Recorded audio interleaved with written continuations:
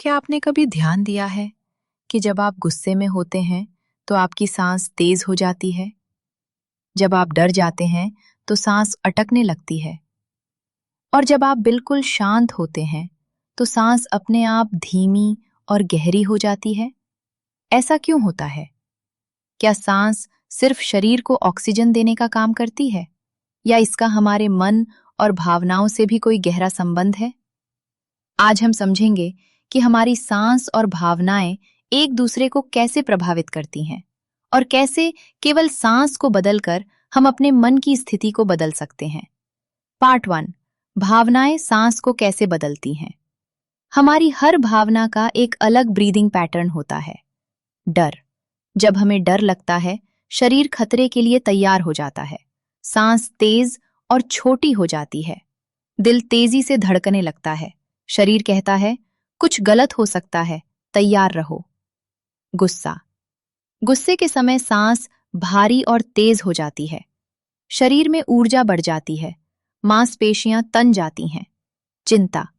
चिंता में सांस अक्सर छाती तक सीमित हो जाती है। हम छोटी छोटी सांस लेने लगते हैं। इससे बेचैनी और बढ़ सकती है। शांति। जब मन शांत होता है, सांस धीमी, गहरी और लयबद्ध हो जाती है। शरीर आराम की अवस्था में पहुंच जाता है। पार्ट 1।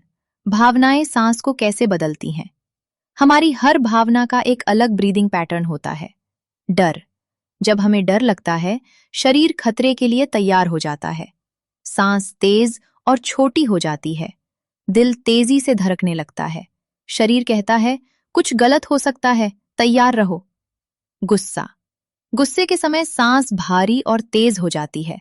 शरीर में ऊर्जा बढ़ जाती है। मांसपेशियां तन जाती हैं। चिंता।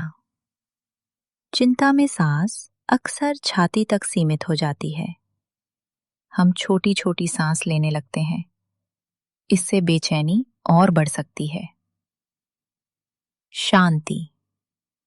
जब मन शांत होता है, सांस धीमी, गहरी और लयबद्ध हो जाती है। शरीर आराम की अवस्था में पहुंच जाता है। पार्ट 2। सांस भावनाओं को कैसे बदल सकती है। अब सबसे रोचक बात, भावनाएं सांस को बदलती हैं, लेकिन सांस भी भावनाओं को बदल सकती है।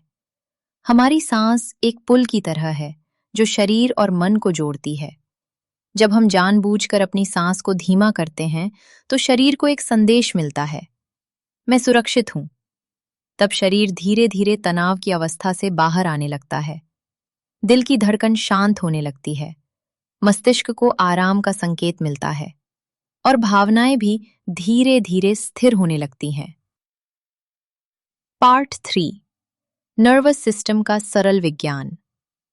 हमारे शरीर में दो मुख्य सिस्टम काम करते हैं।